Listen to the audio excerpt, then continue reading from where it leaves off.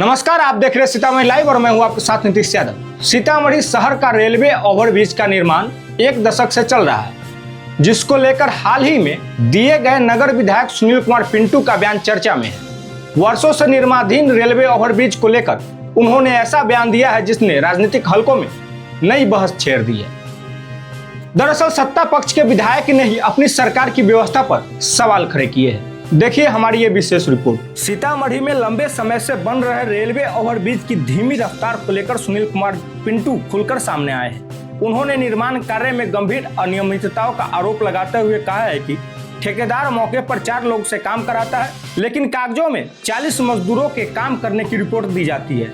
क्योंकि ये बात सही है कि उसका कॉन्ट्रैक्टर, उसका ठेकेदार न जाने उसकी पहुंच कहाँ है, जो सारे मंत्री विधायकों से ऊपर है, वो कि उसको इतना बोला जा रहा है तो भी कार्य की गति नहीं बढ़ा रहा है। 4 लेबर से काम कराता है, 40 लेबर का हम लोग को रिपोर्ट देता है। विधायक यही नहीं रुके, उन्होंने रेलवे ओवरब्रिज के निर्माण में हो रही देरी को लेकर जिला प्रशासन, जनप्रतिनिधियों और मंत्रियों की भूमिका पर भी सवाल उठाए।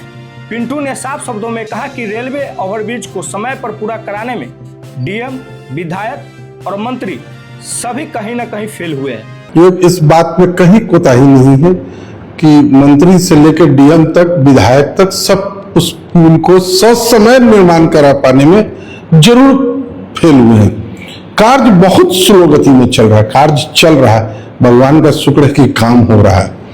समय मार्च था, मार्च बीता, मई का टाइम आया, मई बीता, अब नवंबर का समय। डीएम साहब ने हम लोग को फोन करके बताया। यह बयान इसलिए भी महत्वपूर्ण है क्योंकि बिहार में एनडीए की सरकार है और सीतामढ़ी जिले के सभी 8 विधायक भी एनडीए गठबंधन से आते हैं। ऐसे में सवाल उठना लाजमी है कि अगर सत्ता पक्ष के विधायक खुद विकास कार्यों की गति से संतुष्ट नहीं है तो आखिर जवाबदेही किसकी तय होगी। रेलवे ओवरब्रिज का मुद्दा नया नहीं है। वर्षों से लोग जाम, धूल और यातायात की समस्याओं से जूझ रहे हैं, लेकिन अब जब सत्ता पक्ष के विधायक ही निर्माण कार्य की वास्तविकता और प्रशासनिक विफलता पर सवाल उठा रहे हैं तो यह मामला एक सिर्फ पुल का नहीं बल्कि विकास के दावों की हकीकत का भी बन गया है। राजनीतिक विशेषज्ञों का मानना है कि सुनील कुमार पिंटू का यह बयान आने वाले दिनों में जिले की राजनीति का बड़ा मुद्दा बन सकता है। विपक्ष जहां इसे सरकार की विफलता का प्रमाण बता सकता है, वही जनता यह जानना चाहती है कि आखिरकार वर्षों से अधूरा पड़ा रेलवे ओवरब्रिज कब पूरा होगा। फिलहाल विधायक के बयान ने कई असहज सवाल खड़े कर दिए हैं।